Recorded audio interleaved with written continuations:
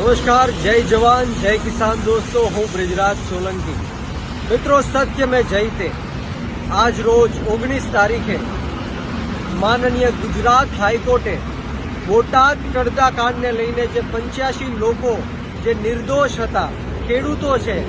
એને જેલમાં પૂરવામાં આવ્યા હતા સરકાર અને પોલીસ દ્વારા,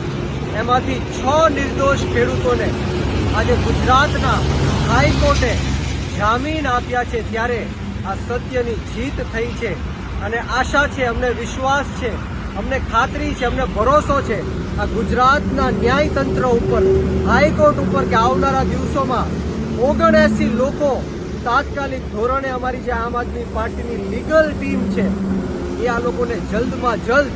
બહાર કાઢશે। પરંતુ આ તકે હું આ ભ્રષ્ટાચારી ભારતીય જનતા પાર્ટીને, આ તાનાશાહી અને હિટલરશાહીની ભારતીય જનતા પાર્ટીને એક સંદેશ આપવા માંગુ છું। તમે અરવિંદ કેજરીવાલજીને જેલમાં નાખ્યા, મનીષ સિસોદિયાજી, સત્યેન્દ્ર જૈનજી, સંજય સિંહજી, ઈશુદાનભાઈ, ગોપાલભાઈ, પ્રવીણભાઈ, ચેતરભાઈ, રાજુભાઈ, તમામ આમ આદમી પાર્ટીના લોકોને, નેતાઓને તમે જેલમાં નાખ્યા। પરંતુ અમારી જે લડાઈ છે, ગુજરાતના ખેડૂતો માટેની લડાઈ છે, યુવાનો માટેની લડાઈ છે, જ્યાં સુધી આ ગુજરાતના ખેડૂતોનું દેવું માફ કરવામાં નહીં આવે,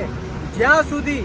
આ બોટાદના જે 85 લોકો છે એમની ઉપર ખોટા કેસો કર્યા છે પાછા ખેંચાવવામાં નહીં આવે, જ્યાં સુધી આ નિર્દોષ ખેડૂતોને ગુજરાતની અંદર ન્યાય નહીં મળે અને જે કોઈ પણ અધિકારીઓએ આ બર્બરતાથી, ક્રૂરતાથી આ નિર્દોષ ખેડૂતો ઉપર લાઠીચાર્જ કર્યો છે, એમની ઉપર દમન ગુજાર્યું છે, એ લોકોને સસ્પેન્ડ કરવામાં નહીં આવે, ત્યાં સુધી આમ આદમી પાર્ટીની લડાઈ ચાલુ રહેશે અને સમગ્ર ગુજરાતના 54 લાખ ખેડૂતોને એક કરીને અમે આંદોલન કરીશું અને આ ભ્રષ્ટાચારી ભારતીય જનતા પાર્ટીની સામે લડત શરૂ રાખશું। જય જવાન જય કિસાન, સત્ય મેં જયતે। એક લીટીમાં કહું છું સાહેબ, આનો નાર્કો ટેસ્ટ કરાવો, નાર્કો એને કે હાલો એટલે વાત પૂરી। કારણ કે ડિટેલમાં જવા કરતા ખંડણી ઉઘરાવી છે તો નાર્કો ટેસ્ટ તો સાયન્ટિફિક છે ને, કરો એટલે વાત પૂરી। જો હું સાબિત થાવ, ઠામ માર નાખજો, નહીં તો સામે વાળાને જે કરવું હોય, ક્ષમા વિરસ્ય ભૂષણમ, હું એને માફ આપી દી, ભગવાન તને સુખી રાખે। આ એક વાત। પહેલી વાત તો જે ફરિયાદી છે ને હું ઓળખતો સુદ્ધા નથી, અમે જિંદગીમાં ક્યારેય મળ્યા નથી, અને ખંડણીની ફરિયાદ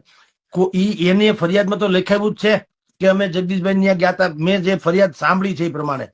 અમે ગયા હતા અને અમને એમ કીધું 40 લાખ તો આપવા પડશે, તો એ તો મારી ઓફિસમાં સીસીટીવી ક્યાં મળ્યા હતા એને કયો, જ્યાં મળ્યા હોય મારી જે ઓફિસમાં મળ્યા હશે તો એમાં સીસીટીવી કેમેરા છે, સરકારને કયો, હા સરકાર અમને કઈ ડિલીટ બિલીટ અમને આવડતું નથી ને કરવાય